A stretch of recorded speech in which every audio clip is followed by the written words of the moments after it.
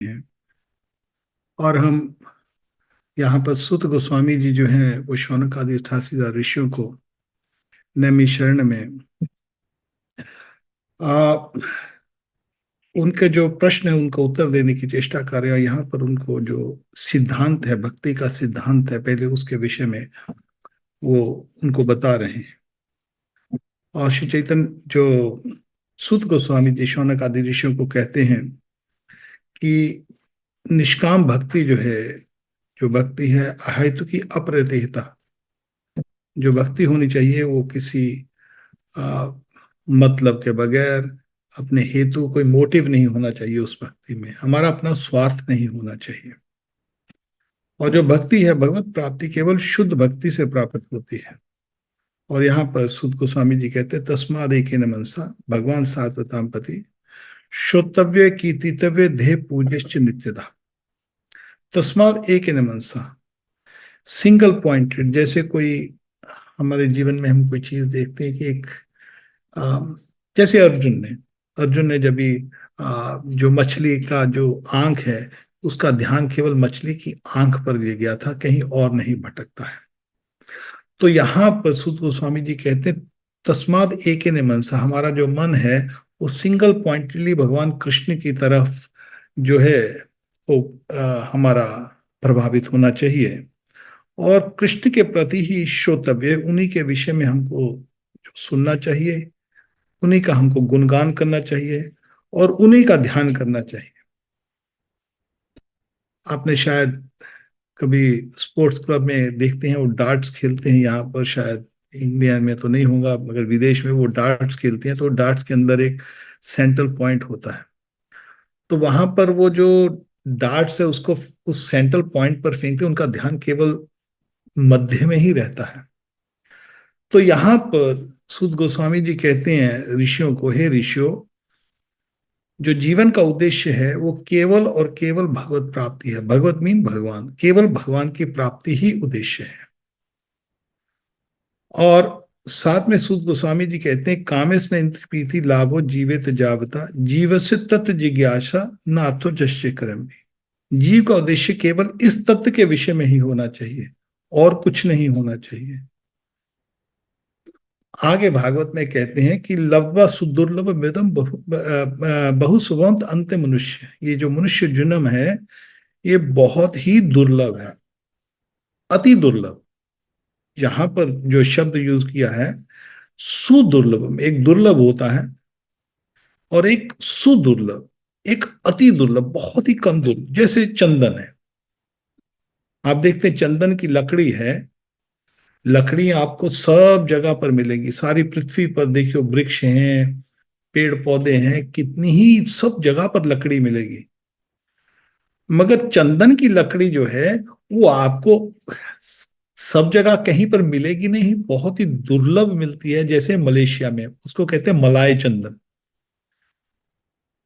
पुराने समय में जो मलेशिया होता था वो भारत का, सारी पृथ्वी ही भारत के अंदर होती थी। तो मलेशिया में जो लकड़ी होती, स्पेशल जगह, वहां पर भी एक स्पेशल जगह जंगल होता है जहां पर चंदन की लकड़ी उगती है। और वो जो चंदन की लकड़ी है वो बहुत ही कम जगह पर और बहुत रेयर मिलती है। और उसका एक और बात आती है, इतनी महंगी लकड़ी है वो कि उसको आप वेस्ट नहीं कर सकते। साधारण लकड़ी है, उससे आप दरवाजे बना सकते हैं, खिड़कियां बना सकते हैं, ईंधन के लिए लकड़ी को जलाते हैं गांव में, वहां से रोटी पकाते हैं, सब्जी पकाते हैं। मगर चंदन की लकड़ी से आप जो रसोई है वो नहीं बना सकते। चंदन की लकड़ी जो है एक तो इतनी दुर्लभ है और दूसरी जो चंदन की लकड़ी केवल और केवल ठाकुर जी की सेवा में उपयोग होती है और कहीं नहीं उपयोग होती। तो इसी तरह ये जो हमारा जीवन है, मनुष्य जीवन है, ये इतना सुदुर्लभ है कि ये चंदन की लकड़ी के भांति है। हजारों हजारों क्या लाखों जो 84 लाख योनियां हैं, मगर उन 84 लाख योनियों में मनुष्य जन्म बहुत दुर्लभ है, सुदुर्लभ। इसमें एक और बात आती है, वो कहते हैं कि अर्थवम अनित्यम। इसका महत्व बहुत है। इसको ऐसा मत फेंक दीजिए कि ये साधारण जैसे दूसरे जन्म है कुत्ता बिल्ली के या पशु पक्षियों के, वैसे ही ये मनुष्य जीवन जीवन भी वैसा है। अरे ऐसा नहीं है ये मनुष्य जीवन।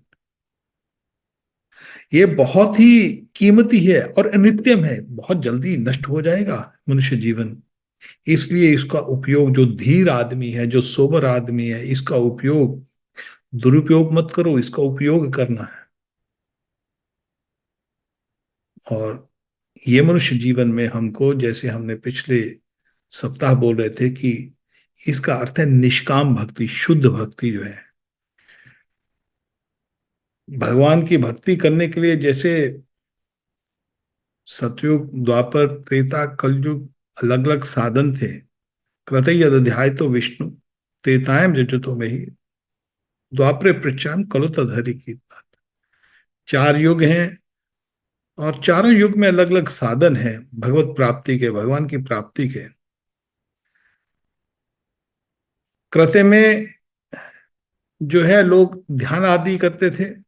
कृत्य ध्याय तो विष्णु, तो मन में ध्यान आदि करने से भगवत प्राप्ति होती थी। और त्रेताय जजुतो मुखे, त्रेता में यज्ञ करके, यज्ञ से भगवान प्राप्ति किया जाती थी।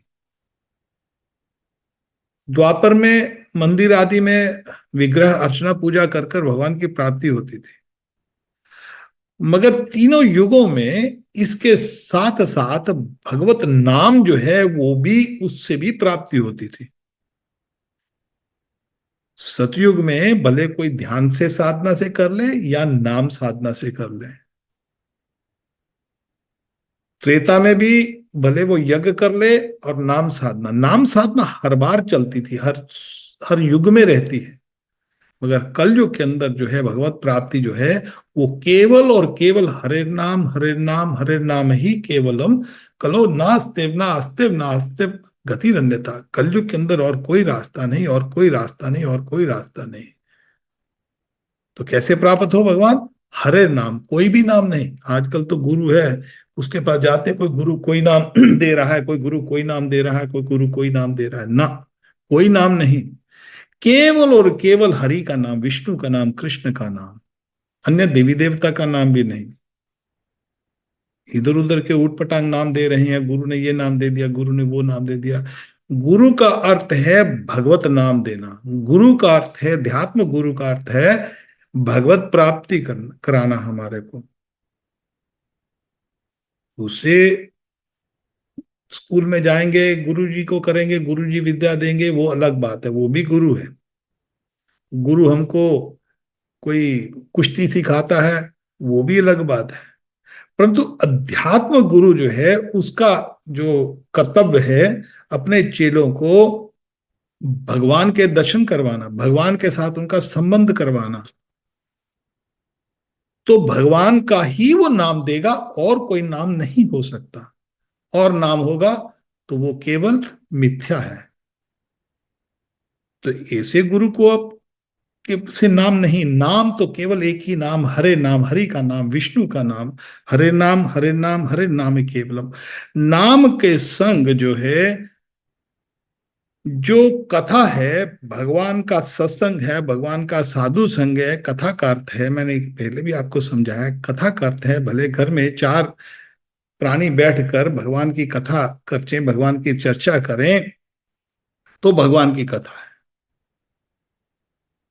जैसे आ, हमारे दयानिधि ब्राह्मण जी, शायद पंडित जी जुड़े हैं, शायद जुड़े कि नहीं, मैंने ख्याल, मेरे सामने दिखाई नहीं दे रहा अभी। तो वहां पर कौंटिल लीला माधव में जाएं, भक्त आंगन में बैठ जाते हैं, आंगन में बैठ के भगवान की चर्चा करते हैं। तो ये भगवत कथा है। जहां पर भी दो भक्त बैठकर कृष्ण की कथा करते हैं, उसको कहते हैं, सुनते हैं, तो वो ही भागवत कथा है। वो भगवत भगवत भागवत भगवान, भगवान की कथा। तो जो भगवान की कथा है, एक सेकंड मैं म्यूट कर दो। तो जो भगवत कथा है, उसके बगैर हरि नाम नहीं हो सकता। हरि नाम भगत का संग, भक्तों का संग, और साथ में हरि नाम, ये दोनों इकट्ठे चलते हैं। जैसे हम नहाते हैं, नहाने के लिए हमको जल चाहिए, और आजकल साबुन का प्रयोग करते हैं, मगर पुराने जमाने में लोग नदी में, तालाब में जाते थे, वहीं की मिट्टी लेते हैं और अपने अंगों पे मल लेते हैं और वही मिट्टी से नहाते हैं, तो कुछ मैल वैल लगी हो तो उतर जाए। कभी आप मायापुर में जाएं तो मायापुर में वो वहां की जो जगह काफी मिट्टीमय है, जहां पर गंगा जी का प्रवाह, वो जो प्रवाह चल रहा है, तो भक्त लोग वहां पर जाते हैं तो खूब मिट्टी मल लेते हैं अपने शरीर के ऊपर, और फिर नहाकर उसमें मिट्टी के संग नहाते तो मैल वैल उतर जाती है। तो इसी तरह भगवान का जो नाम है, वो जो साधु संग के संग कर कर फिर लिया जाएगा, इसका बहुत महत्व है। हरिनाम में हमारी रुचि जो होगी, जो निष्ठा होगी, वो भक्त के संग के बगैर कभी नहीं हो सकते। और इसके लिए स्पष्ट सूत गोस्वामी जी कहते, श्रुता स कथा कृष्ण, जो भगवान की जो कृष्ण कथा है, पुण्य श्रवण कीर्तन, उससे श्रवण करने से पुण्य तो होता ही होता है। हृदय सो है अभद्राणी, हृदय के अंदर, हमारे दिल के अंदर जितने भी कलमश हैं, जितनी गंदगी है, हृदय के अंदर स्थित है। तो यहां पर सूत गोस्वामी जी कहते हैं, हृदय स्थित, हृदय के अंदर जो गंदगी स्थित है, हृदय के अंदर स्थित है, हृदय है अभद्राणी, अभद्राणी कहते हैं गंदगी को, कलमश को। जो हृदय के अंदर गंदगी भरी पड़ी है, विनोद ही सहत साम, वो जो गंदगी है विदुन होती, वो साफ हो जाती है, वो धुल जाती है। संग के साथ बहुत प्रभाव पड़ता है। हमको एक घटना याद आती है, घाटम दास जी मीना की। घाटम दास मीना जी एक बहुत बड़े चोर हुए हैं, डाकू हुए हैं, बहुत बड़े डाकू, संत थे, बहुत बड़े संत बने हैं वो। अब घाटम दास मीना जी के जो पुरखे थे, उनके दादा परदादा परदादा सब बड़े बड़े डाकू थे वो। ये राजस्थान की घटना है ये वाली, बड़े बड़े डाकू। और डाकू अपने बच्चों को सिखाए, बेटा इसे डाका डालना है, इसे चोरी करनी है। ठीक है महाराज। अब घाटम दास मीना जी के जो पिता थे, मरने के समय आ गए, मृत्यु शैया पर बैठे हैं, बच्चों को बुलाया, अरे बच्चों आओ आओ सुनो, हमारा ये काम है, जो मैंने आपको सिखाया है ना, चोरी डाका करना, ये भी बहुत बड़ा एक कला है, सब कोई नहीं कर सकता है, पकड़े जाते हैं। और हमारे बाप दादाओं को बहुत, इसमें हम बहुत चतुर हैं, मैंने जैसे जैसे सिखाया वैसे वैसे करना है। ठीक है पिताजी, जैसी आपकी आज्ञा। और घाटम दास जी पूछते हैं, उनको कहते हैं, बेटा एक काम करियो, मगर एक बात का सावधान रहियो, कभी भी मंदिर मंदिर हो, कथा वथा हो, वो बिल्कुल मत सुनना, वो सुनोगे तो तुम्हारा धंधा चौपट हो जाएगा। इसलिए जब कहीं पर भी कथा हो मंदिर में, यहां पर वो जो साधु बैठे हो कथा वथा करते हो, तो तुरंत कान में अपने में उंगलों डाल देना, बिल्कुल मत सुनियो, नहीं तो धंधा चौपट हो जाएगा। जैसी आज्ञा पिताजी। अब घाटम दास जी जहां पर जाए, जहां पर कथा बता हो, कानों में उंगलियां दे दे, बस ठीक है, सुनना नहीं, पिताजी ने बोला है। खूब चोरी डाका करे, और खूब मशहूर हो गए थे, बहुत बड़े, कहां पर भी जाए, अरे घाटम दास जी आ जाएंगे, घाटम दास जी चोर डाकू, बहुत बड़े डाकू हैं। अब एक दिन क्या हुआ, पीछे घाटम दास जी के पीछे पुलिस लग गई। जब पुलिस लगी तो घाटम दास जी भाग रहे थे, तो भागते भागते उनके पांव में एक बड़ा सा सूल लग गई। और सूल भी इतनी भयंकर लगी कि उसका जो दुख था असहनीय हो गया घाटम दास जी को। उन्होंने कहा अब क्या करें, अब भागना तो दूर, वहां पर कथा चल रही थी। तो घाटम दास जी ने क्या किया, अभी कान से निकालनी पड़ी उंगली सूल निकालने के लिए। तो उन्होंने सूल निकालने के लिए जब तक निकाली, पट्टी वट्टी बांधनी थी, तभी तक उनके कान में कथा एक आई। महात्मा जी कह रहे थे कथा में कि जो भूत प्रेत होते हैं उनकी छाया नहीं होती, जो भूत प्रेत हैं वो भूत प्रेतों की बात कर रहे थे। तो बोले, सूक्ष्म देह की बात कर रहे थे कथावाचक वहां पर। उन्होंने कहा जो भूत प्रेत होते हैं उनकी जो छाया नहीं होती, और भूत प्रेतों की पलकें भी नहीं झपकती, और जो भूत प्रेत है उनको पसीना नहीं आता। इतनी बात सुनी, वो भाग गए। तभी तक उनके कान में ये बात चली गई कथा करते। खैर बात हो गई, उन्होंने सुना कि भूत प्रेतों के बारे में सुन लिया। अब एक बार क्या हुआ कि सब डाकू जो हैं वो बैठे हुए थे कहीं पर। अब राजा ने प्लान बनाया भी डाकुओं को पकड़ना है।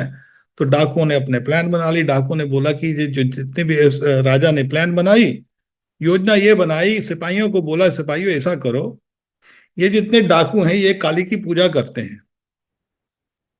तो एक जो थानेदार था उसने कहा कि ऐसा करता हूं, मैं काली बन जाऊंगा, काली बन पर वहां पर प्रकट हो जाऊंगा। जब वो रात को काली का कीर्तन करेंगे, और काली का कीर्तन करेंगे वहां पर प्रकट हो जाऊंगा, और आप सब आइयो, और वो मेरी पूजा करेंगे, तब हम उसको पकड़ लेंगे, डॉक्टर सब डाकुओं को। अब जब ऐसी बात हुई तो घाटम दास जी भी यहीं पर थे। सब लोग काली की पूजा कर रहे हैं। तो तुरंत एक पुलिस वाला जो थानेदार था, उसने काली का रूप लिया, थोड़ी सी जीभ लगा निकाल ली बाहर, काली का बाल बाल लगा के बोला, अरे डाको मैं आपकी माता हूं, प्रकट हो गई हूं। आकर काली प्रकट हो गई उनके सामने। अब सब लोग आकर उसको माथा टेकने लगे, जय हो माता की, जय हो माता की, काली माता जय हो, मैया आप आई हो, कितनी कृपालु हो आप, कितनी दयालु हो, हमको दर्शन दे दिए। और सब काली को प्रणाम करने लगे, प्रणाम फूल फूल वगैरह चढ़ाने लग गए, काली की पूजा करने लगे। घाटम दास जी ने देखा, अरे मैंने तो सुना था काल जो देवी देवता होते हैं, भूत प्रेत होते हैं, देवी देवताओं की पलकें झपकती नहीं है, इसकी तो पलक झपक रही है काली की तो। फिर घाटम दास जी ने देखा कि देवताओं की और भूत प्रेतों की परछाई नहीं होती, तो ये देवता है, देवी है, तो देवी की परछाई निकल रही है। अब साथ में वो तो मनुष्य था ना जो बना हुआ था काली, साथ में उसके पसीना आया, तो इसने घाटम दास ने देख लिया, करे इसके तो पसीना भी चल रहा है। तो वहीं से तुरंत भागा, बोला ये काली नकली काली है, मैंने तो कथा में सुना था कि ऐसा नहीं होता, ये पकड़ने वाला है जो कोई जासूस लगता है राजा का। तो घाटम दास वहां से निकल गया। तो तुरंत यहां से निकला, तभी तुरंत छापा पड़ा, सब जितने भी थे डाकू वाकू सब पकड़ लिए गए, राजा को सामने प्रकट हुए। राजा बोला कि इसने इन्होंने बहुत आतंक मचाया हुआ था, सबको फांसी लगा दी जाए। तो राजा के आदेश से सब डाकुओं को फांसी लगा दी गई। अब घाटम दास जी तो सोचे, आहा हा, देखो कथा का कितना प्रभाव हुआ। और महाराज मेरा बाप बोल के गया कथा सुनना नहीं, इतना आज तो मेरी इस कथा ने मेरा तो जीवन बचा लिया, नहीं तो मैं भी आज तो हो जाता कथा ही सुनूंगा, अभी तो मैं अभी और कुछ करूंगा ही नहीं। घाटम दास तभी तुरंत रात में से ही निकला। ये सत्य घटना बता रहा हूं, ये कोई मन ग्रंथ घटना नहीं है, ये हमारी भक्तमाल है। उसमें आप घाटम दास जी जो भक्त हुए हैं उनकी ये कथा है ये। अब घाटम दास जी ने तो तुरंत रात को ही निकल पड़े, अरे बोले इतनी बड़ी कथा, इतनी बात सुनने से मेरा जीवन बच गया, तो उनके पास कितना भंडार होगा। तो तुरंत सब कुछ छोड़ा, रात को ही निकल पड़े साधु की खोज में। अब एक साधु वहां पर सोए हुए थे कुटिया में, साधु तो अपने बैठे सोए हैं। कुटिया पे सोए साधु जी को उठाया, महाराज जी उठो उठो उठो। बोलो हाँ कौन? मैं घाटम दास डाकू। क्या चाहिए मेरे पास? तो बेटा मैं तो यहाँ पर एक फक्कड़ आदमी हूँ। अरे महाराज मैं आपके पास एक काम के लिए आया हूँ। क्या है? आप मेरे को कथा सुनाइए। अरे बेटा रात के 1 बजे है, मैं सोया हुआ हूँ, और तू मेरे को बोला कथा सुना? ना ना ना ना महाराज, मेरे को कथा से मेरा जीवन बच गया, मेरे को आज अभी की अभी कथा सुनाइए, मेरे को पता लग गया जीवन में कथा का क्या प्रभाव है। मेरे बाप ने तो लूटना फूटना सिखाया, मगर कथा में जिसको रोका उस कथा से एक सेकंड के लिए मेरी जान बच गई। मैंने कथा में सुना कि देवताओं की जो है वो परछाई नहीं होती, देवताओं के जो पलकें नहीं झपकती, देवताओं के पसीना नहीं आता। और मेरे को ऐसी ढोंगी काली का आज पता लग गया, ऐसे ऐसे मेरे जीवन में घटना घटी है। महाराज अभी अभी कथा सुना है। बेटा अभी लेट हुआ है, ऐसा कथा का ये व्यवहार नहीं है। अच्छा, आप मेरे को आदेश दीजिए मैं क्या करूं आज के बाद। बेटा तो एक काम करो, राम राम राम राम राम राम राम राम, बस और कुछ नहीं करना तेरे को, केवल राम राम का नाम जपना है। देखो मैं एक और बात बताता हूँ, वो खैर फिर हम बताएंगे, अभी घाटम दास जी की बात कर रहे हैं। भगवान का नाम केवल राम का नाम, बस राम का, श्याम का, कृष्ण का, राम का, विष्णु का नाम, बस और कोई नाम नहीं होना चाहिए। तो खैर घाटम दास ने फिर हमें उसके पर चर्चा करेंगे, बोला बेटा तुम राम राम किया करो। ठीक है महाराज, और आदेश। और बेटा एक काम करो, एक कंठी माला तुलसी की, ये ले कंठी माला मेरे पास पड़ी है, ये कंठी माला पहन ले, बस ये उतारना नहीं कभी भी। तू कहीं बार शौच में जा, तू कुछ कर, महाराज मैं चोरी नहीं छोड़ सकता हूं, डाका नहीं छोड़ सकता। बेटा तू जो भी करना है तू कर, मेरे को वो नहीं पता, वो बाद में देखेंगे। तू एक काम कर, ये कंठी माला पहन ले। मैं कंठी उठाई महाराज जी ने, तो कंठी उठा के उनके घाटम दास जी के गले में डाल दी। बोला बेटा ये कंठी मत उतारना किसी भी हालत में। ठीक है महाराज। और बेटा दो तीन चीजें तेरे को बता देता हूं, आज की कथा इतनी है। बोलता अच्छा बताइए। बोलता एक तो ये है कि हर रोज नहा धोकर, ठीक है, बोला हाँ ठीक है, नहा धोकर तुलसी को पानी दे दिया करना, और मुंह में 24 घंटे जहां पर भी जाता है आता है कहीं पर भी राम राम राम राम राम राम राम राम राम राम राम राम, और कुछ नहीं करना। नहा धोकर तुलसी को पानी, ये तुलसी, चंदन का टीका, ये ले चंदन भी ले जा घर पे मेरे से। ठीक है महाराज जी। केशवाय नमः करके चंदन लगा लिया कर माथे पर हर रोज। ठीक है महाराज जी कर लूंगा। और कोई, बस एक बात और याद करना, बस उसके बाद कुछ नहीं, बाकी सब कुछ अपने आप चलता जाएगा, दवाई अपने आप काम करेगी, तेरे को कुछ नहीं करना। और महाराज मैं चोरी नहीं, डाका नहीं छोड़ूंगा, मेरे बाप दादाओं का ये जायदाद है, बाप बाप दादाओं की ट्रेनिंग है, ये नहीं छोड़ूंगा। तू मत छोड़, जो करना है तू कर, बस तू राम राम कर, तुलसी का टीका लगा, कंठी में गला पहन लिया, तुलसी को पानी दे दे। एक बात करना, झूठ नहीं बोलना कभी भी, बस मरते मर जाओ कुछ भी हो जाए, झूठ नहीं बोलना। काटम दास जी बोले ठीक है। अब इसी को दीक्षा कहते, बस समझो दीक्षा हो गई उनकी। काटम दास जी गए, इधर उधर चोरी वोरी करे, बोले यार हर बार कहाँ पर छोटी छोटी चोरी करते हैं, आज राजा को लूटने चलते हैं। राजा की रानी ने सुना है कि बहुत महंगा हार वार ये वो राजा ने उसको उपहार किए हैं, अब उसी को लूटने चलते हैं आज।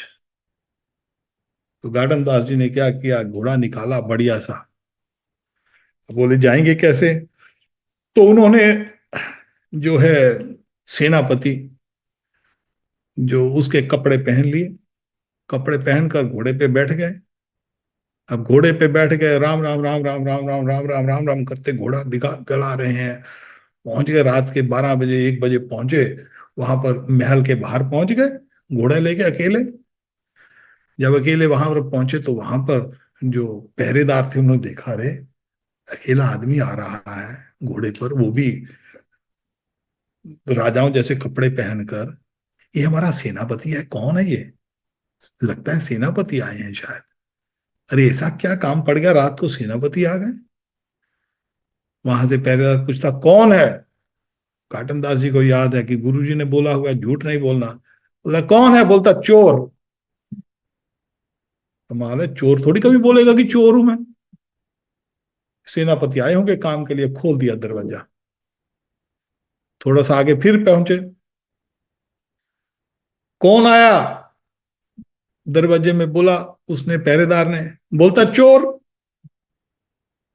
उसने भी दरवाजा खोल दिया, बोला भी चोर थोड़ी, सेनापति है, चोर हमसे मखौल कर रहे हैं, रात को 1 बजे राजा के पास जा रहे हैं और ये मखौल कर रहे हैं। तो करते करते सीधा राजा के राजमहल तक पहुंच गए। रानी ने अपने हीरे जवाहरात वहां पर रखे हुए थे। तो वहां पर फिर पापू पूछा, अब रानी का महल है, रानी के महल के बाद है कि राजा का महल है। तो रानी ने भी आवाज निकाली। रानी ने देखा, अरे कौन आया? तो घाटन दास जी कहते चोर। तो रानी बोलती, अरे सेनापति मखौल कर रहा है।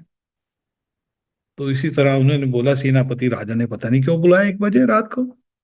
खैर कर देखता है, वहां पर देखता है घाटन दास जी ने सारे हीरे जवाहरात उठाए, रानी के पहने और सीधा भाग गए। और जब घाटन दास जी भागे, सुबह उठी, सुबह देखते क्या हुआ क्या हुआ, कैसे रानी के सब चोरी हो गई। अरे कौन आया? बोलते ऐसे ऐसे घटना हुई, चोर आया था। वो कहता था चोर हूं मैं। तो सब समझ गए घाटन दास जी। सब पीछे भागे उनके। तो सब पीछे भागे, बोले बहुत दूर नहीं भागे होंगे, चलो देखते कहां पर भागते। भागे भागे गए। रास्ते में घाटन दास जी जा रहे थे, वहां पर अब मंदिर में पूजा चल रही थी, आरती। आरती के समय में हमारे सनातन धर्म में घंटे और मृदंग, ये आवाज आपने देखा होगा ना। कई बार लोग बोलते हैं, अरे घंटियां इतनी इतनी क्यों, घंटी ऊंची ऊंची क्यों बजाते हैं, अरे धीरे क्यों नहीं बजती? नहीं, ऊंची ही बजाई जाती है। उसका कारण था कि सारे गांव वालों को पता लगे कि अभी आरती का समय आ गया है। आरती समय ठाकुर जी के जो दर्शन है, मुखार बिंद के दर्शन है, वो सबसे ज्यादा महत्व गिना गया है उसका। बोलते सब काम छोड़ दिए जाए, आरती के समय सब काम छोड़ दिए जाते हैं, केवल आरती के समय आपको ठाकुर जी का प्रणाम, ठाकुर जी का मुखार बिंद के दर्शन करना बहुत भाग्यशाली के ये अवसर मिलता है ये। तो घाटन दास जा रहे थे, रास्ते में लूटा हुआ सामान देखा, आरती के लिए घंटियां बज रही हैं, चलो भाई माथा टेकते। ठाकुर जी ने देखो कितनी कृपा किया, राम जी ने राम राम राम राम राम राम करते उतरे, गाड़ा घोड़ा एक साइड पे लगाया, वो सीधा वहां पर आरती पे चले गए। तब तभी तुरंत उसी समय पर देखा उनको, पुलिस वाले पहुंच गए, सेना वाले। जब सेना वाले ने देखा घाटन दास जी को वहां पर, देखा आपने चोरी किया, बोला "हाँ, महाराज किया चोरी, ये सामान पड़ा है"। चोर के राजा के पास ले गए। अब वहां पर घटना ये हुई, ये सत्य घटना है बिल्कुल। घटना ये हुई, जो घोड़ा था, वो घोड़ा भाई उठा के राजा का लेके गए जाती बार, चोरी बार। और जो घोड़ा था, रंग था उसका काला। और घाटम दास जी की भक्ति के कारण और उनकी सच्चाई सत्यता के कारण भगवान ने उनको बचाने के लिए, क्योंकि घोड़ा खड़ा था, घोड़ा काला था, उन्होंने घोड़े को पकड़ लेना, घोड़ा सफेद हो गया। अब घोड़ा सफेद हो गया तो बोले घाटम दास, ये घोड़ा महाराज ऐसा है कि घोड़ा कैसे सफेद हो गया? तो भगवान ने घाटम दास के घोड़े को काले से सफेद कर दिया ताकि घाटम दास ना पकड़ा जाए। मगर घाटम दास सच्चाई गुरु की आज्ञा से उन्होंने राम राम राम राम किया, तभी राजा के पास पहुंचा। राजा राजा को पता लग गया, अरे घाटम दास तो बहुत बड़ा भक्त बन चुका है। तो फिर उन्होंने प्रणाम किया घाटम दास जी को, बोला महाराज आप ये चोरी वोरी क्यों करते हो, आप तो संत बन गए हो, साधु बन गए हो। तो घाटम दास जी कहते फिर मैं परिवार को कैसे पालूं? तो बोले आपका परिवार, आपको पालने की जरूरत नहीं, हम आपका परिवार पालेंगे, आप ये काम छोड़ दीजिए। तो ये भक्तमाल में ये घाटम दास जी जी सत्य घटना है। ये कारण किस लिए हुआ? थोड़ा सा श्रवण कीर्तन, शवताम स कथा कृष्ण पुण्य श्रवण कीर्तन। थोड़े से कृष्ण की कथा करने से हमारे जो जो जो मन में, जो हृदय में जो कल्मश है, वो दूर हो जाता है। अब ये जो भक्ति है, जिस हमारे को जो जो जीवन मिला है, जो कि ये जीवन जो है, ये चंदन की, चंदन जैसी लकड़ी जितनी दुर्लभ होती उतना दुर्लभ ये जीवन है। इस जीवन में हमको भगवान की जो भक्ति है, ये भक्ति कैसे करनी है? ये वासुदेव भगवती भक्ति जो प्रिय जनति आशु वैराग्यम ज्ञानम चाहिए, ज्ञान और वैराग। हमको कर्म मिश्र भक्ति, ज्ञान मिश्र भक्ति नहीं करनी। अब इस अवसर को खो देना हमारे लिए ये तो मूर्खता है ना। ये जीवन मिला है तो ठाकुर जी की भगवत प्राप्ति, भगवत कहते हैं भगवान को, और भगवान की प्राप्ति जो हमको करनी है, अवश्य करनी है, दृढ़ निश्चय से करनी है, इसी जीवन में करनी है। और इसके लिए हमको हमको उसकी कुछ ना कुछ तो मूल्य चुकाना पड़ेगा ना, काम तो करना पड़ेगा ना। कोई व्यक्ति है, उसको जैसे इंडिया में क्रिकेट खेलते हैं, कोई बोले जी मेरे को ये ये इंडिया के लेवल पर क्रिकेट खेलनी है, तुमको क्रिकेट खेलनी है, तो उसके लिए मेहनत तो करनी पड़ेगी ना आपको। कुछ प्राप्ति करना है तो उसके लिए काम तो करना पड़ेगा ना हमको। तो हमारी चेष्टा तो होनी चाहिए, जो हमारी चेष्टा है उसी को भक्ति, भक्ति भक्त भगवंत गुरु, ये चार चीजें हैं। भक्ति, भक्त, भगवंत, गुरु। गुरु के संग भक्त और भगवान और उसके बीच में जो आदान प्रदान है उसको भक्ति कहते हैं। और ये जो है ये अपने अर्थ के लिए नहीं, यहां पर ये सुदुर्लभम अर्थवम, अर्थ अपना शरीर चलाने के लिए भक्ति नहीं, कि हम ये करेंगे तो हमारा शरीर चलेगा, हमारा हमारा परिवार चलेगा, इसके कारण लिए भक्ति नहीं। भक्ति करनी है जो संसिद्धि हरि तोषणम, केवल हरि की संतुष्टि के लिए, तोषणम केवल उनकी प्रसन्नता के लिए। भक्ति, भक्त, भगवंत, गुरु, चार चीजें याद कर लो। भगवंत, भगवान, भक्त, गुरु, और उसके अंदर भक्ति। और जब भक्ति करते तो भगवान की संतुष्टि के लिए। अतः पुंजित, अतः अतः पुंबिर द्विज द्विज श्रेष्ठ। यहां पर सूत गोस्वामी जी कहते हैं जो मनुष्य हैं, जितने भी मनुष्य हैं चतुर्युग के, जो जो आश्रम विभाग से, जो वर्ण आश्रम विभाग से, चार चार वर्ण और चार आश्रम है, इन चारों का जो कर्तव्य है उसका केवल और केवल हरि तोषणम, भगवान की संतुष्टि के लिए। और हम क्या करते हैं? मैंने मंदिर बनाया। मैंने मंदिर नहीं बनाया, मैंने अपना अहंकार बनाया है। हम देखते हैं ना, कई बार कोई मंदिर बनाते हैं, छोटा मोटा बड़ा सा मंदिर बना दिया, धन भले खुद का लगाया, संसार का लगाया, मैंने मंदिर बनाया। अरे भैया, तूने मंदिर नहीं बनाया, तूने अपना अहंकार बनाया है। कई बार हम देखते हैं ना, मैंने गीता बांटी, आप देखते हैं ना कई बार ये आजकल भगवान कृष्ण के नाम पर कई ऐसी संस्थाएं चलती हैं, कृष्ण भावना के नाम पर कई संस्थाएं चलती हैं, तो बोलते हैं मैंने इतनी गीता बांटी। तूने इतनी गीता नहीं बांटी, तूने अपना अहंकार बांटा, मैंने बांटी, मैंने अपना अहंकार बांटा लोगों को। या कई बार हम कहते हैं मैंने प्रचार किया। अरे तूने ठाकुर प्रचार नहीं किया, तूने अपने अहंकार का प्रचार किया है। भगवान की जो आजकल हम देखते हैं, आजकल आप देखोगे बड़े बड़े मंदिर बना रहे हैं भगवान के नाम के ऊपर, मगर वहां पर क्या खुल रहा है? वह बैंक्वेटी हॉल खुल रहे हैं, वो क्या बोलते हैं ना, वो मैरिज पैलेसेस खोल रहे हैं। भगवान की भक्ति के नाम के ऊपर, कृष्ण के मंदिर के नाम के ऊपर बैंक्वेटी हॉल खोल रहे हैं, वहां पर बड़े बड़े रेस्टोरेंट होटल खोल रहे हैं। तो भगवान की भक्ति जो करनी है, मंदिर बनाना चाहिए ठाकुर की संतुष्टि के लिए। ठाकुर जी का मंदिर बनाया तो वहां पर केवल एक ही बात होनी चाहिए और कुछ बात नहीं होनी चाहिए। वहां पर क्या होना चाहिए? शरणम कीर्तन विष्णु स्मरणम पासेवनम अच्युतम बंदम दासम सख्यम आत्मनिवेदनम। ये जो नवता भक्ति है हमारी, नवदा भक्ति हमारी में केवल और केवल इसी कार्य के लिए मंदिर बना है, और किसी काम के लिए मंदिर नहीं बना। ये शादी विवाह करने के लिए मंदिर नहीं बने। बड़े बड़े रेस्टोरेंट खोल दो मंदिरों के अंदर, उससे पैसा धन अर्जित करने, इसके लिए मंदिर नहीं बने। किसी को गीता देनी है, श्रद्धावान को गीता दे दी जाए। अभी मोक्षदा एकादशी आती है, जब आ, ये दिसंबर के महीने में गीता बांटो किसी को, कभी भी, एकादशी को नहीं, कहीं से भी गीता ले आओ। जरूर नहीं 250-250 की गीता चाहिए आपको। अरे गीता प्रेस में जाओ, 30 रुपए की गीता मिल जाती है। गीता दे दिया जाए, किस किस कारण दे दी जाए गीता? ताकि हे प्रभु, इस भाव से गीता दे दी जाए कि हे प्रभु देखो, ये भक्त जो है, ये भक्त भगवान इसके जीवन में इसी किसी तरह आप आ जाओ। ये मैं इसको गीता, आप मेरे हाथ से गीता दिलवा रहे हो, ताकि इसको ये आपके चरणों में लगे। गीता देने का उद्देश्य है कि उसको भगवान की प्राप्ति हो, भगवान के चरणों में जाए, किसी ना किसी तरह उसकी भक्ति का आरंभ हो जाए।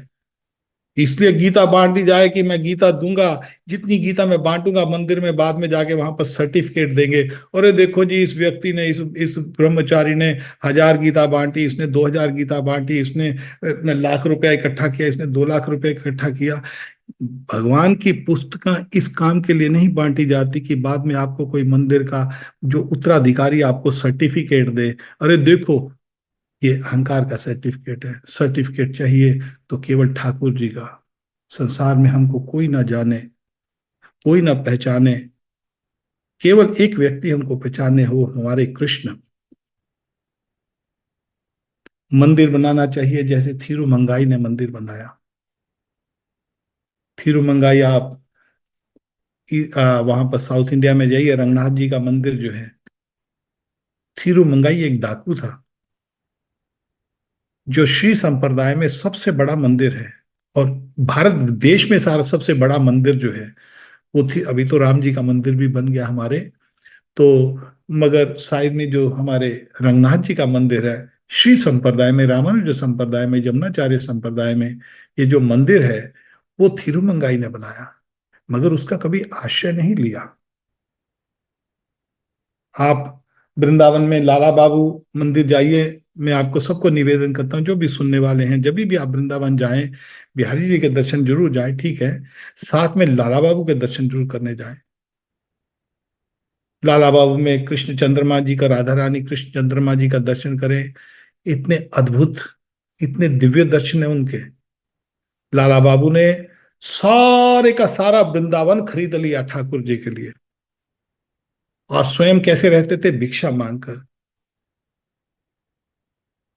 लाला बाबू ने सारा वृंदावन खरीद कर सारा 5 के 5 हजार मंदिर सब रंगनाथ जी का मंदिर रंगनाथ जी वालों को दे दिया। और जो एक सेकंड, जो रंगनाथ जी का मंदिर था वो उन्होंने रंगनाथ जी को दे दिया। बिहारी जी का मंदिर, राधा वल्लभ जी का मंदिर, राधा मदन मोहन जी का, वृंदावन की जितनी भी प्रॉपर्टियां हैं वो एक्चुअली राधा मदन मोहन जी के नाम पर है, या राधा गोविंद जी के नाम पर है, या राधा गोपीनाथ जी के नाम पर है। कोई मुसलमान खरीद रहा था सारे वृंदावन को, मगर फिर मंगाई जी ने अपना घर बार सब कुछ छोड़ा हुआ, उन्होंने, लाला बाबू ने अपना घर बार छोड़ दिया था, सब कुछ भिक्षा पर रहते थे। मगर जब देखा कि मुसलमान वृंदावन को खरीद रहे हैं, अरे यहाँ पर तो अत्याचार हो जाएगा, मंदिर सब टूट जाएंगे, ठहरो ठहरो, जितनी भी इसकी कीमत तुम दे रहे हो मैं उससे दुगनी कीमत दे देता हूं आपको। अरे तुम कौन हो, भिखारी हो तुम तो? अरे नहीं मैं भिखारी नहीं हूं, मैं जमींदार हूं।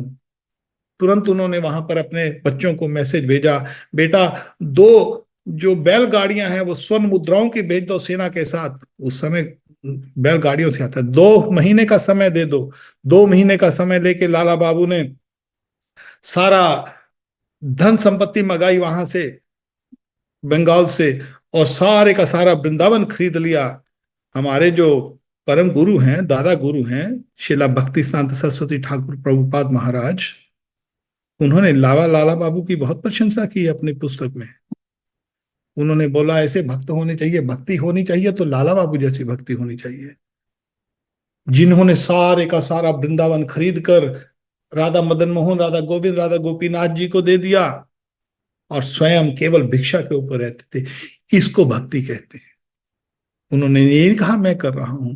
आप प्रताप बाजार है हमारे वृंदावन में, हमारी जो बहन है गोपी ने आज भेजी थी, वहां पर बसंत पंचमी का बहुत अच्छा महोत्सव किया जाता है। शायद मैं अपने ग्रुप में भेजूंगा बाद में, तो जो भक्त हमारे साथ जुड़े हुए हैं मैं उनको व्हाट्सएप पे भेज दूंगा। बसंत पंचमी का जो शाह जी के मंदिर में, शाह जी में 2 भाई थे, ऐयाश थे, पैसा धन संपत्ति बहुत थी। बोले क्या करेंगे, तो धन संपत्ति में उन्होंने क्या किया उस जमाने में, वृंदावन में आकर, अब वो तो कई बार लोग मुखौल लड़ाते हैं, अरे राधा कृष्ण घूमते हैं तो हम भी घूम सकते हैं, अरे कृष्ण जी गोपी रख सकते हैं हम भी गोपियां रख सकते हैं। तो वृंदावन में ऐयाशी करने के लिए आ गए। वृंदावन में उन्होंने एक सुंदर सा महल बना दिया, और महल में आकर क्या करते थे? ऐयाशी। मगर ब्रज की रज जिसको लग जाए, ब्रज में कौन आ सकता है? जहां पर ठाकुर जी बुलाए वही तो आ सकता है ना। ब्रज में रह कौन सकता है? वृंदावन में रह कौन सकता है? ठाकुर जी बुलाएंगे तो ही रह सकता है ना व्यक्ति। शाह जी जो दोनों भाई थे, बस ऐसा आए वृंदावन, ऐसा आए वृंदावन कि वृंदावन में उनका ठाकुर जी के साथ संबंध होने से सब राग द्वेष सब हृदय से निकल गया। अरे हम आए हैं ठाकुर जी के, उसे सब कुछ छोड़कर केवल और केवल राधा रानी और कृष्ण का नाम लेने लग गए, सब कुछ छोड़ दिया। आज प्रताप बाजार है जो सीधा एंड में, बिल्कुल एंड में चले जाएंगे जब भी, और कभी आप लोहे बाजार में जाएं तो लोहे बाजार के एंड में आप बिल्कुल लेफ्ट ले लीजिए, राधा रमन जी की तरफ जाएंगे तो सामने ही वहां पर शाह जी का मंदिर है, बहुत भव्य मंदिर है। तो उन्होंने केवल ठाकुर की प्रसन्नता के लिए मंदिर किया, बना दिया। लाला बाबू ने, थिरुमंगाई ने, राम कपूर जी ने, राम कपूर जी वही जिन्होंने राधा मदन मोहन मंदिर बनाया, पंजाबी थे राम कपूर जी, जो सनातन गोस्वामी को मिले, नमक का व्यापारी थे। तो उन्होंने जब मंदिर बनाया तो उस मंदिर में राम कपूर जी ने ये नहीं कहा मैंने मंदिर बनाया है, और उस मंदिर में ना तो राम कपूर जी रहे और ना हमारे सनातन गोस्वामी रहे। उस मंदिर में तो केवल एक ही व्यक्ति रहता है, वो कौन है? वो राधा मदन मोहन। इसको सेवा कहते हैं, इसको निष्काम भाव कहते हैं। इस निष्काम भाव करने से ही केवल हमको ठाकुर जी की प्राप्ति होगी। भगवत प्राप्ति करने का अर्थ है ठाकुर की प्राप्ति, भगवान की प्राप्ति, इस जीवन में प्राप्ति। इस जीवन में उसकी प्राप्ति के लिए हमको शुद्ध भक्ति को आना ही पड़ेगा, आना ही पड़ेगा, आना ही पड़ेगा। जब तक शुद्ध भक्ति नहीं आएगी तब तक भगवत प्राप्ति नहीं हो सकती। और उसके विषय में रामानंद रॉय स्वयं उन्होंने कहा, वर्ण आश्रम आचार बता पुरुषे न पर पुमान। जब चैतन्य महाप्रभु चैतन्य देव पूछते हैं रामानंद रॉय को, हे रामानंद रॉय, इस जीवन का उद्देश्य क्या है? तो रामानंद रॉय कहते हैं, वर्ण आश्रम आचार बता। अपने जो चार वर्ण और चार आश्रम है उसके हिसाब से आचरण करना, उसके हिसाब से रहना। और आगे क्या बोलते हैं? विष्णु आराधते पंथा। पंथा कहते हैं रास्ते, रास्ते को पंथ, रास्ते को कैसा रास्ता हो? विष्णु आराधते, अपने चार वर्णों और चार आश्रमों में रहकर विष्णु भगवान की आराधना करना। अत्य अन्य तत्व तोष कारणम, और कोई कारण नहीं होना चाहिए, केवल और केवल विष्णु की प्रसन्नता। भक्ति करनी है तो केवल विष्णु की प्रसन्नता, मेरे प्रभु किसी तरह प्रसन्न हो जाए जिसमें वो प्रसन्न है। हम प्रसन्न भी नहीं करें, वो जिसमें प्रसन्न है, उनको जो पसंद है। जैसे उनको कड़ी खाना बहुत पसंद है, ठाकुर जी को रोज कड़ी खाते हैं। मक्की की रोटी अनंत बहुत पसंद है उनको, साग सरसों का साग बहुत पसंद है उनको, लस्सी बहुत पसंद है उनको, दूध बहुत पसंद है उनको। अब हमारे उधर बिहारी जी जाइए तो बिहारी जी में हर रोज 4 लड्डू का भोग लगता है रात को। ठाकुर जी के प्लेट में 4 लड्डू रोज डालते हैं। ठाकुर को लड्डू बहुत, बूंदी के लड्डू बहुत पसंद है। जब ये चीजें हम बनाते हैं तो अपनी प्रसन्नता के लिए नहीं, ठाकुर की प्रसन्नता के लिए, कि जो उनको पसंद है। हमारे ठाकुर को पीला कपड़ा बहुत पसंद है, तो ठाकुर का पीतांबर। हमारे राधा रानी नीले वस्त्र पहनती है, उनको बहुत पसंद है। इनके अपने अपने वस्त्र हैं, गोपियों के भी अपने अपने वस्त्र हैं। हम किसी समय फिर उनकी चर्चा करेंगे कभी, कौन सी गोपी कौन सा वस्त्र पहनती, कैसा वस्त्र पहनती है, क्या नाम है उनका, क्या एज है उनको, क्या उनको पसंद है। हमारे ठाकुर जी को, राधा रानी को पान बहुत पसंद है। पान का बीड़ा जो है, राधा रानी जब पान का बीड़ा ठाकुर जी को खिलाती है, ये तर्जनी को यूज नहीं करती, ये उंगली को यूज नहीं करती। अष्टाम लीला में पढ़ते हैं तो राधा रानी ऐसे कर, ऐसे पान का बीड़ा पकड़कर ठाकुर जी के मुंह में डाल देते हैं। तो ठाकुर जी को वो पसंद है। ठाकुर की तोषणा, हरि तोषणा, उनकी प्रसन्नता के लिए। तो यहां पर रामानंद रॉय कहते हैं ये मैं वापिस आपको, हम इसके ऊपर चर्चा कर चुके हैं ऑलरेडी जब हम चैतन्य महाप्रभु की लीलाओं का वर्णन कर रहे थे। मगर क्योंकि इसका संबंध है इस यहां पर जो सूत गोस्वामी जी बतला रहे हैं, तो हमने सोचा ये बहुत महत्वपूर्ण विषय है। तो यहां पर वो कहते प्रभु का यह बात आगे कहो। और अरे ये बाहर की बात है, ठीक है, हरि नाम तोषणम, ठीक है, तुम कह रही हो चार वर्णों में रहो भगवान की प्रसन्नता के लिए, ये भी बाहर की बात है, आगे कुछ कहो और कुछ और आगे कहो। राय कहे कृष्ण कर्म अर्पण सर्व साध्य साध्य यह सार, सब साधनों का सार। रामानंद रॉय कहते हैं कृष्ण कर्म अर्पण, जो भी हम काम करते हैं, कुछ भी करते हैं, सब कृष्ण के अर्पण करते जाए।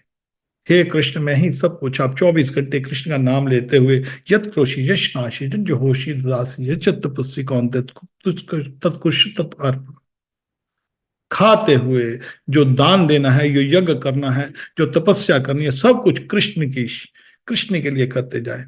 चैतन्य महाप्रभु यहां पर भी कह रहे हैं ना ना ना ना ना, रामानंद रॉय ये भी बाहर की बात है, अभी कुछ आगे कहो ना, भक्ति इससे आगे है।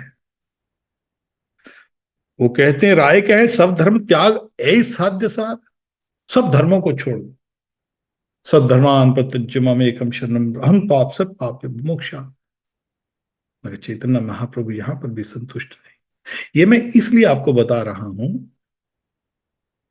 कि कुछ संस्थाओं में आजकल ऐसा प्रचार हो रहा है कि बस तुम 16 माला करो, 4 नियम करो, दीक्षा ले लो, बस हो गया काम। अरे इतना आसान है ठाकुर जी का काम क्या? ठाकुर जी इतने सस्ते हैं क्या कि ऐसे ही ठाकुर जी मेरे हाथ में आ जाएंगे? अरे कितने कितने आप भक्तों का जब चरित्र पढ़ते हैं तो कितने कितने जीवनों उन्होंने तपस्या की होती है, तब जाके ठाकुर जी प्राप्त होते हैं। बगैर काम किए आपको डिग्री, पीएचडी की डिग्री मिल जाएगी, ऐसे ही पीएचडी डॉक्टर बन जाओगे आप, सर्जन ऐसे ही बन जाओगे, ना स्कूल में पढ़े, ना यूनिवर्सिटी में गए, ना वहां पर आप किसी कहीं पर आपने कुछ किया। एक बस स्कूल में जाकर एक स्टैंप लगा ली, हो गया, दीक्षा हो गया, ये कंठी माला पहन लिया, नाम चेंज हो गया, 16 माला करो, 4 नियम करो, बुके बांट दो, बस हो गया हो गया। अरे ऐसे नहीं होता, ये रबर स्टैंप है। भक्ति करनी पड़ेगी, इसके लिए शुद्ध भक्ति करनी पड़ेगी, ठाकुर के लिए रोना पड़ेगा, फिर ठाकुर की कृपा के ऊपर करना पड़ेगा आपको। मैं नहीं कह रहा, चैतन्य महाप्रभु कह रहे हैं। प्रभु कहे एहो भाग आगे कहो और, अरे तुम आगे कहो और। राय कहे ज्ञान मिश्र भक्ति साध्य सार, अरे ज्ञान मिश्र भक्ति जो है ना, कि संसार से छूट जाए, कि प्रभु हम इससे ब्रह्मभूत प्रसन्न आत्मा न सोचती न कांक्षी समय सर्वेशु भूतेषु मद भक्ति लभते पराम। मगर चैतन्य महाप्रभु यहां पर भी कहते ना ना ना ना, ये भक्ति नहीं है।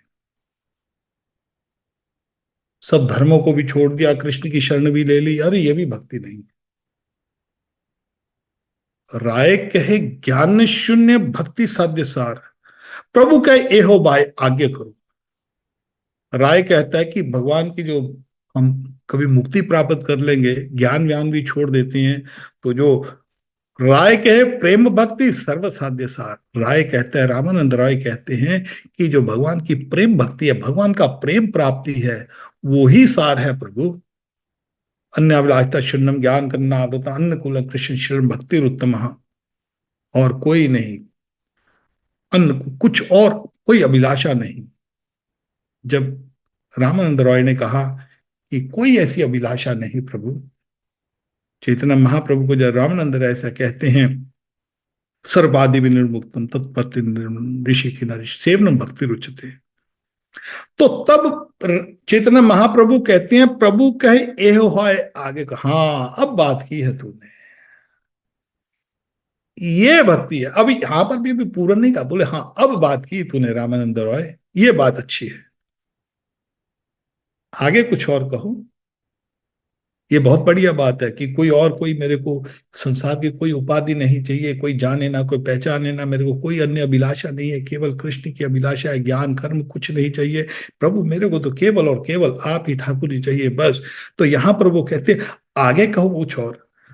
राय कहे दास प्रेम सर्व साध्य सार, तब रामानंद रॉय कहते हैं भगवान का दास बन जाना, दास्य भाव में भगवान की भक्ति करना, जैसे सुग्रीव ने की, जैसे सॉरी, हनुमान जी ने किया।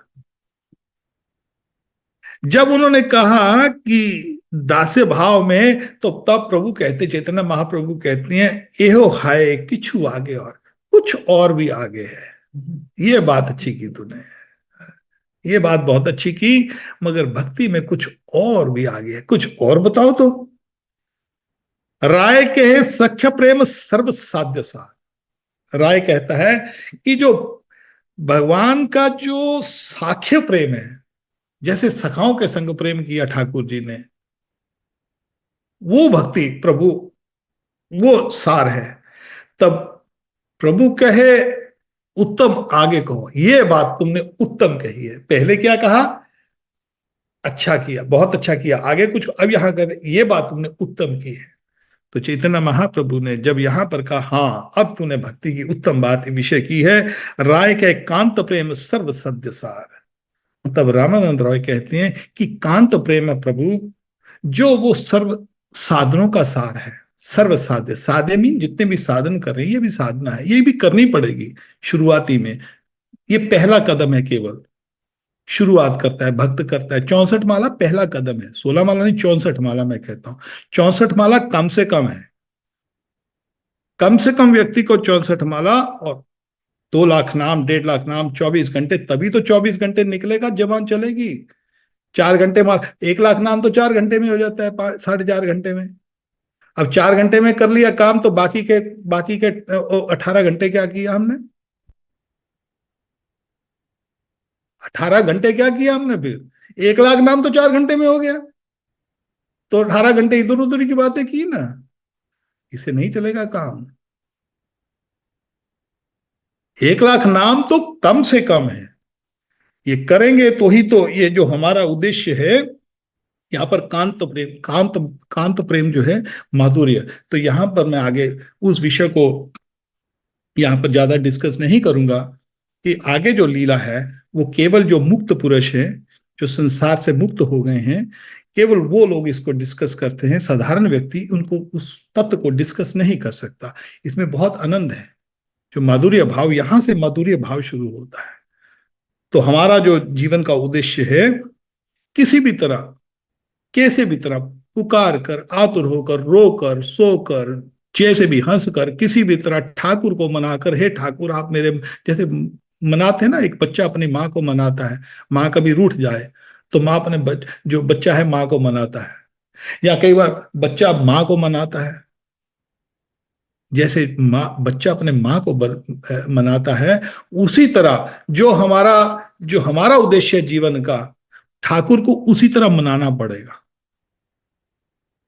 नष्ट प्रायशु बुद्धेषु नित्यम भागवत सेवा।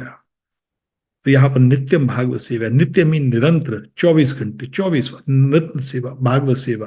भागवत मीन भगवान, बुक भागवत, और भक्त भक्त भागवत, दोनों यहां पर स्पष्ट लिखा गया है। सारी भागवत में, आजकल देखिए हम जगह जगह पर भागवत सप्ताह चलते हैं, प्रोफेशनल, तो पैसा लेते हैं, कोई 10 लाख लेता है, कोई 5 लाख लेता है, कोई 2 लाख लेता है। ये भागवत सप्ताह नहीं, ये करवाने वाला, उसको कोई भी लाभ नहीं होगा, और करने वाले को लाभ तो होगा ही नहीं। भागवत के अंदर 18,000 श्लोकों में कहीं पर भी यहां पर नहीं लिखा भागवत सप्ताह, कहीं पर भी करा भागवत सप्ताह। धुंधकारी की कथा भागवत के अंदर नहीं है, वो आजकल लगा दी उन्होंने उसके भागवत के आगे पीछे। धुंधकारी की जो कथा, जो मैंने भी आपको सुनाई है, धुंधकारी की कथा वो पद्म पुराण में है। धुंधकारी की कथा भगवान शंकर जी पार्वती को सुनाते हैं। धुंधकारी की कथा जो है वो इसलिए सुनाई गई थी, केवल एक विशेष कारण के लिए, प्रेत योनि से छुड़ाने के लिए सुनाई गई थी। और उसी कारण, क्योंकि वो कर्म कांड में आ जाती है, इसी कारण नारद मुनि जी ने, जो जो वेद व्यास मुनि को, उन्होंने उनको डांटा कि तूने लिख तो दिया है, मगर वो गलत है, वो ठीक नहीं है। भागवत के अंदर वेद व्यास मुनि जो है, यहां पर जो सूत गोस्वामी जी कहते हैं नष्ट प्रायशु नित्यम भागवत से, टोटल भागवत 12 सुकंद के अंदर कहीं पर भी आपको चर्चा नहीं मिलेगी जहां पर जो सूत गोस्वामी जी ने कहा हो कि आप भागवत की करो, शुकदेव गोस्वामी जी ने कहा हो कि आप 7 दिन के लिए भागवत करो, या मैत्रा मुनि जी ने विदुर जी को कहा होगा कि 7 दिन की भागवत करो, या नारद जी ने जो जो है हमारे इनको वेद व्यास जी को कहा होगा। चौ भागवत के अंदर भागवत के लिए नहीं लिखा गया, भागवत के अंदर एक ही काम लिखा गया, नित्यम भागवत सेवया। तो हमको जीवन में भागवत को अपने जीवन में डालना है, और इसके संग वेरी स्पष्ट ये जो तत्व है, ये मैं जो आपको बता रहा हूं, ये सिद्धांत जो है, इसीलिए सुत गोस्वामी जी यहां पर सिद्धांत दे रहे हैं। ये सिद्धांत शुद्ध भक्ति का सिद्धांत दे रहे हैं। भगवान की प्राप्ति यहां पर जब सुखदेव गोस्वामी जो आगे उसकी सब चर्चा आएगी, आगे 24 जो अवतारों की चर्चा आएगी उसके ऊपर करेंगे। तो यहां पर आज पिछले सप्ताह मैंने बोला था कि हम जो है अपनी जो चर्चा है वो जो जो तत्व के ऊपर, भगवत तत्व के ऊपर बात करेंगे, मगर किसी भक्त ने मेरे को प्रश्न पूछा निष्काम भाव के ऊपर, जो मैंने आपको पिछले सप्ताह बोला, तो उन्होंने बोला कि ऐसा ऐसा आपने निष्काम भाव के लिए बोला महाराज जी, आप थोड़ा सा कुछ और। मैंने बोला ठीक है। तो उसी को मैंने बोला थोड़ा सा साथ में, ये जो श्लोक थे, तदा रजस्तमो भावा काम लोभ अदश्च। तो यहां पसूत गोस्वामी जी कहते हैं कि जो रजोगुण और तमोगुण, उसके कारण हमारे मन में काम और लोभ, ये दोनों चीजें, काम और लोभ दोनों चीजें आती हैं। चेत अतः अनद्वित्तम, ये जो हमको प्रभाव नहीं डालेंगे, सितम सत्वे प्रसिद्धति ही, तो हमारा जो जो मन है वो निर्मल हो जाता है, शांत हो जाता है सतो भाव से। ये जो श्लोक है तथा रजस्तमो भावा, हमारे जो गुरुजी हैं प्रभुपाद जी, जब वो समाधि ले रहे थे, शरीर छोड़ रहे थे, तो ये लास्ट इंस्ट्रक्शन उन्होंने ये दी थी। ये लास्ट इंस्ट्रक्शन है प्रभुपाद जी की। वृंदावन में जब शरीर छोड़ रहे थे 1977 में, तो उन्होंने अपने भक्तों को अपने मुखार बिंद से, जो उनके लास्ट शब्द निकले हैं मुखार बिंद से, इसके बाद उन्होंने कुछ नहीं बोला, उन्होंने लास्ट शब्द यही कहे थे। भक्त उनके संग बैठे हुए हैं, वो कहते हैं तदा रजस्तमो भावा काम लोभ दश्च जहा चेत एत अनित्यतम सत सत्वे प्रसिद्ध थी। तो आप कभी भी उनको सुनेंगे तो बोलो तो कि वो बोल रहे थे कि भक्त संग, जो हमको शुद्ध भक्त संग हमको रहना है, ऐसे भक्त के संग जो शुद्ध भक्ति प्राप्त करो। बेसिक भक्ति से आपको बेसिक तरह रह जाओगे आप।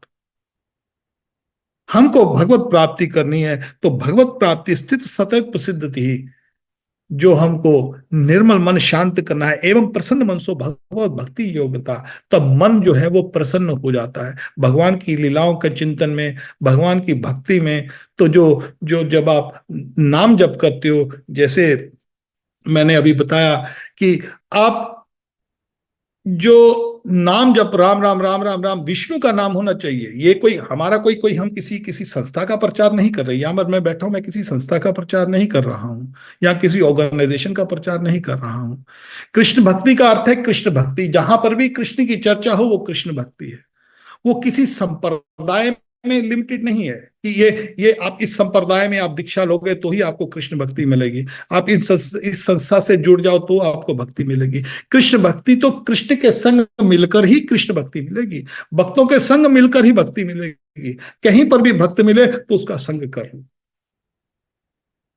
तो कृष्ण भक्ति जो है, एवं प्रसन्न मन तो भगवत भक्ति योग्यता, भगवत भक्ति, कृष्ण की भक्ति।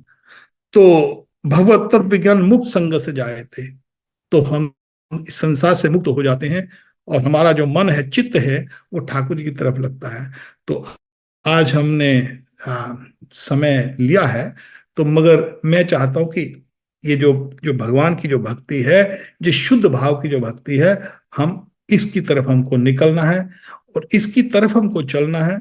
और इसके लिए हमको साधना करनी पड़ेगी, और साधना के लिए हमको नाम जप करना पड़ेगा, नाम जप ठाकुर को पुकारना पड़ेगा। नाम जप हम करते हैं हरे कृष्ण कृष्ण कृष्ण हरे हरे, हरे राम राम राम हरे हरे। तो हम ठाकुर जी को पुकार रहे हैं, और ठाकुर जी को जो पुकारना है, केवल ये चित्त का मामला है। लास्ट टाइम मेरे को पता नहीं आज आज हमारे साथ वो जुड़े कि नहीं, यहाँ पर मेरे पास दूसरा कंप्यूटर, आज वो मेरा कंप्यूटर है नहीं मेरे हाथ में। सो वहां पर लास्ट टाइम उन्होंने प्रश्न पूछा था हमारे लक्ष्मीपति ने पाकिस्तान से कि जो चित्त है वो कलमिश हो जाता है कि जो आत्मा होती है, चित्त हमारा जो कलमिश होता है, चित्त हमारा गंदगी भरती है, आत्मा को टच नहीं करता। आत्मा नानम छिदंती शस्त्राणी नैनम दहती पावका। जो जो जो हमारी आत्मा है, ना तो उसको काटा जा सकता है, ना भिगोया जा सकता है, ना डुबोया जा सकता है, उसको सुखाया जा सकता है, आत्मा को नहीं। ये चित्त की बात है। तो चित्त के लिए जो भगवान कृष्ण ने हमारा जो भगवत गीता के अंदर बहुत आ, बहुत उन्होंने क्लियर बोला है, मच्चिता सततम भवः चेसा सर्व कर्माणि। जितने भी हमारा जो चित्त है, जो जो भी काम है, हमारा जो चित्त है, मई सन्यस्य मत पर भगवान के अर्पित करते हुए सब काम करना है। बुद्धि योगा उपाश्रितः। हमारी जो बुद्धि है, हमारा जो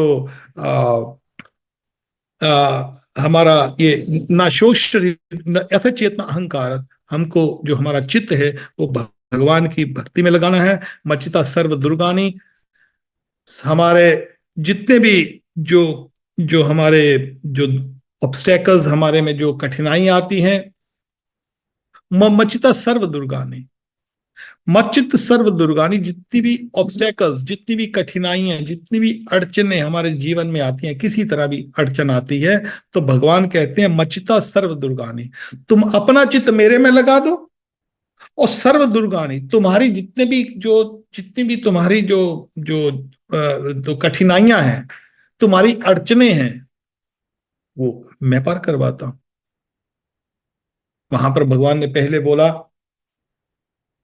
आगे बोलेंगे शायद, सर्वधर्मान परित्यज्य मामेकम हम तो आप सब पापे मोक्षामि मां सुचे।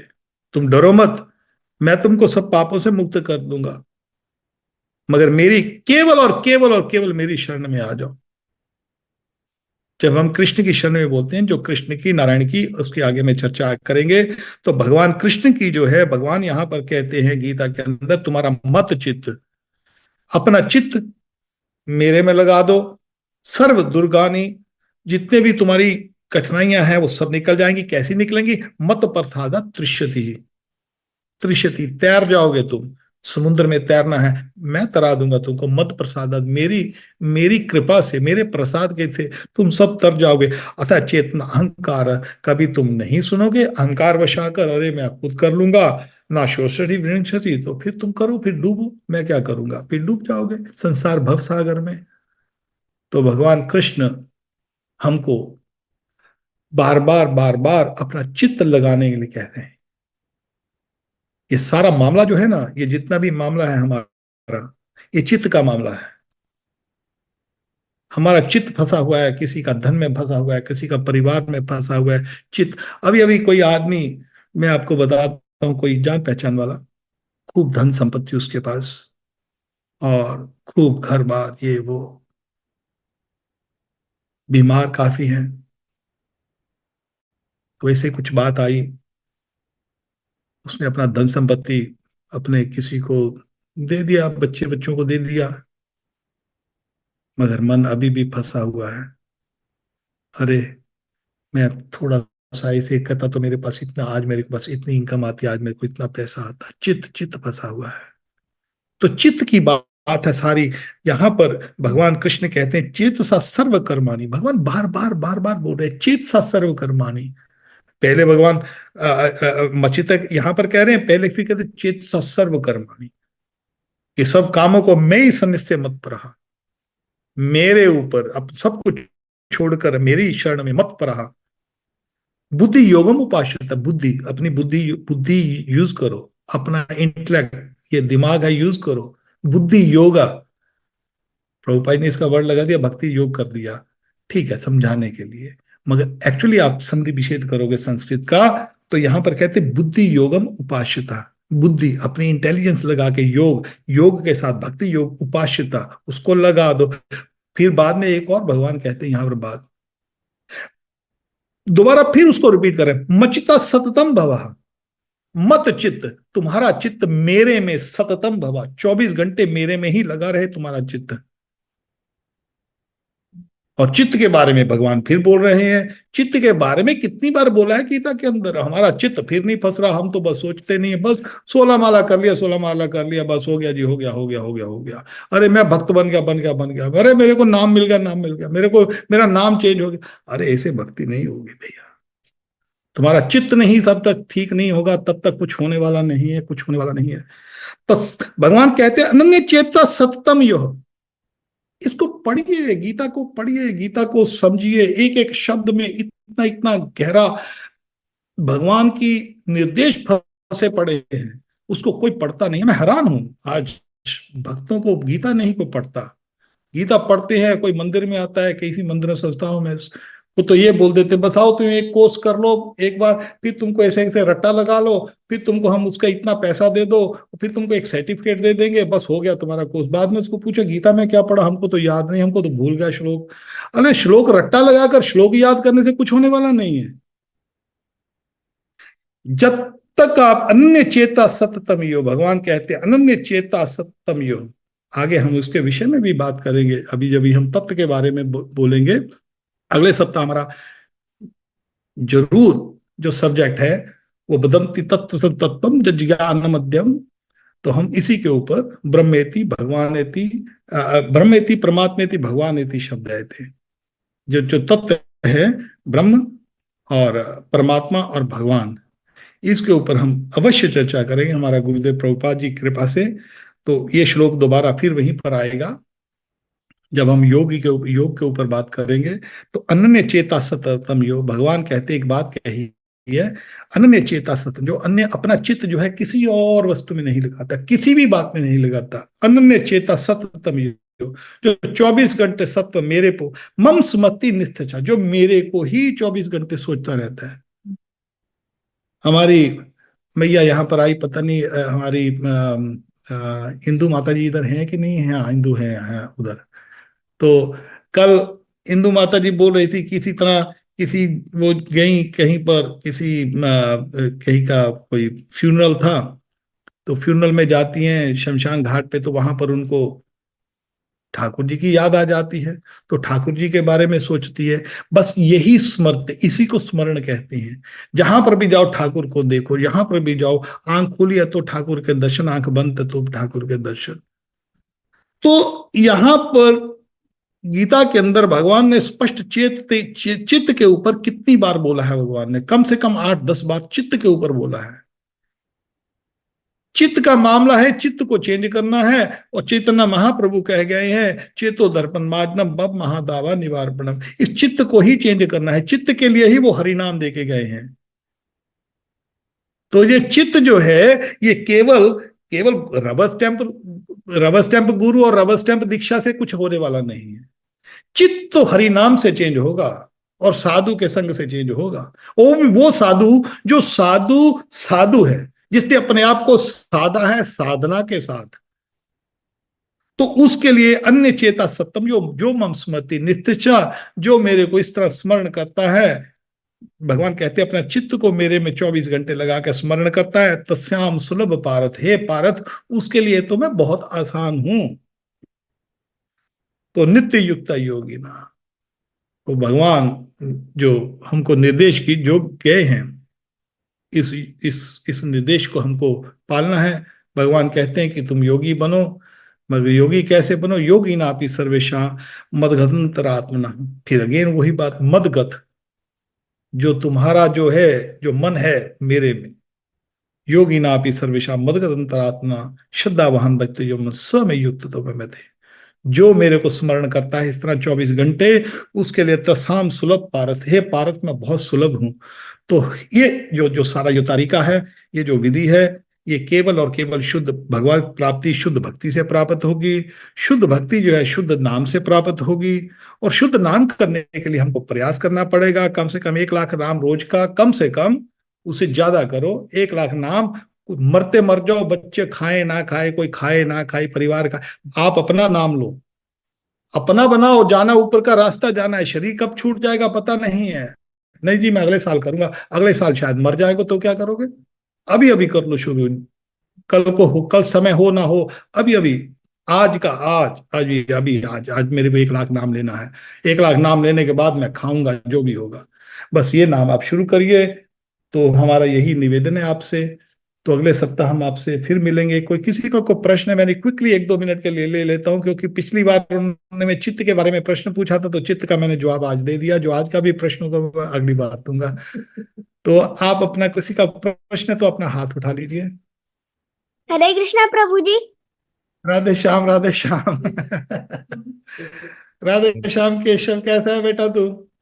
ठीक। ओ प्रभु जी, मैंने आपसे पूछना था, वो हमारी तुलसी माता सूख गई है, तो हम क्या क्या करें? अगर हम बीज डालेंगे तो वो तो जुलाई अगस्त में होंगे, तो क्या अच्छा, करें? उसके विषय में बाद में फोन करके बता दूंगा बेटा आपको, तुलसी के बारे में। ठीक है? ठीक है। ठीक है। राधे राधे बेटे, राधे राधे। अच्छा, आज के विषय में किसी का कोई प्रश्न हो तो?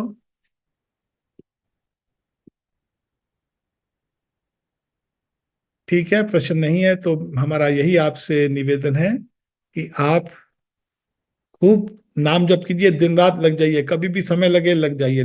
1 लाख नाम जरूर कीजिए, कम से कम। उसे ज्यादा कीजिए आपको और आनंद आएगा। कम से कम शुरू कीजिए, जितनी जल्दी, शीघ्रम, अति शीघ्रम, जितनी जल्दी हो उतनी जल्दी कीजिए। ठीक है? Thank okay, you. Nitai. Thank you Radhe Prabhu. Radhe. Radhe Radhe Shyam. Radhe Shyam. Radhe Shyam, आप सबको थैंक राधे यू। श्याम।